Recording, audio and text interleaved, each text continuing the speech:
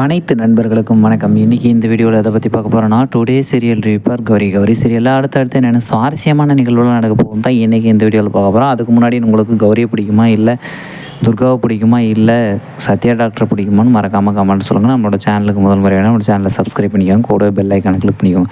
வாங்க ஃப்ரெண்ட்ஸ், வீடியோக்குள்ளே போகலாம்.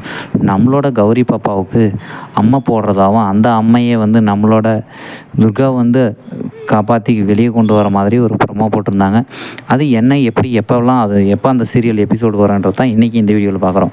நம்மளோட கௌரி பாப்பாவுக்கு இப்போ அம்மா போட்டிருக்கிற ப்ரொமோவை போட்டிருக்கிறாங்கன்னா, இதை கரெக்டாக இன்னும் ஒரு வாரத்துக்கு ஓட்டிப்பிடுவாங்க. இதுக்கு இடையில் மட்டசேகர், பாலு, பாஸ்கர் 3 பேரை இறந்த விஷயத்தை நம்மளோட டிஎஸ்பி நந்தினி எப்படி கண்டுபிடிக்கிறாங்கன்ற கதையவே கொஞ்சம் நாளைக்கு ஓட்டிடுவாங்கன்னு நினைக்கிறேன்.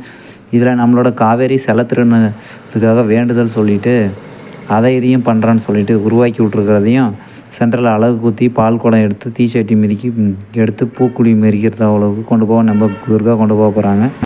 நம்மளோட வீணாக்கா ஒரு பக்கம், இந்த கிழவிக்கு இதெல்லாம் தேவையில்லாமல் வாயை கொடுத்து வம்பை இழுத்து விட்டுக்குச்சு அப்படின்னு சொல்லிட்டு பார்த்து பத்திரமா இருந்துக்கோங்க, இனிமேல் பால் மட்டும்தான் குடிக்கணும், உங்களுக்கு சாப்பாடு எதுவும் கிடையாதுன்னு சொல்லிட்டு கிண்டலாகவும் கேலியாகவும் பேசிகிட்டு இருக்கிறாங்க.